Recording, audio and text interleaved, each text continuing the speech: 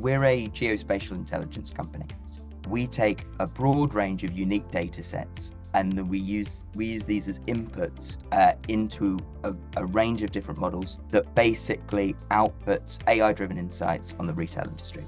So we've got insights that look at the number of visits to stores, the visitors to those stores, and everything kind of in between. There's a lot of companies in the geospatial space that are looking really at the individual. They're looking at an individual, be that as a device, as an ad ID.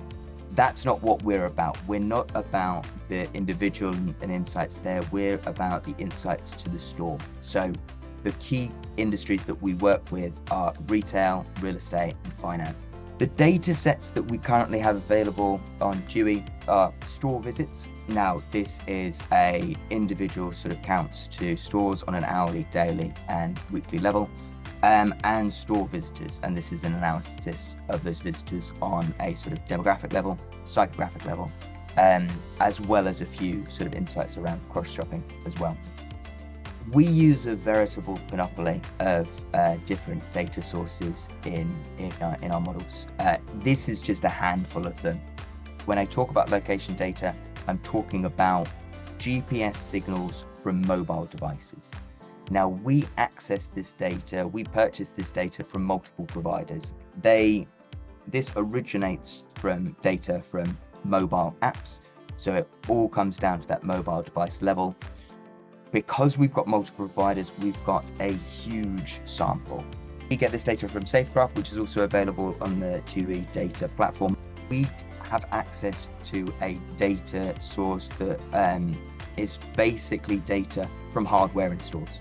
This is literal in-store sensors tracking the foot traffic of people that are going in and going out.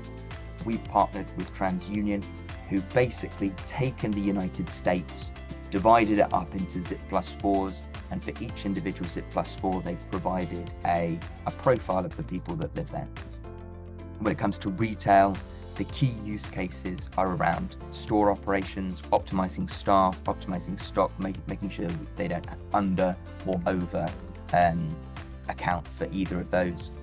We've seen companies use it for financial forecasting, to use this information to influence their models moving forward.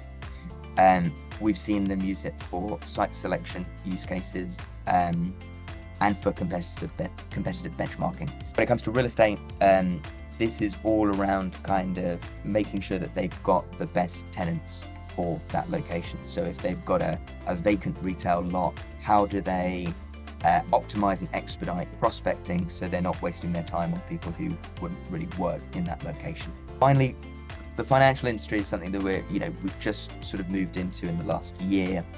Hedge funds and other sort of investment firms are using this data to try and correlate it against the retail investment choices that they're doing. So how well does it correlate against sales and year-on-year sales? Can we put this into our sort of quant strategy to get that edge? For us, we realized quite early on in the journey here that relying solely on the location data was not going to get us anywhere near the truth. So we've had a whole sort of journey, a whole evolution of this data set to get us to where we are now.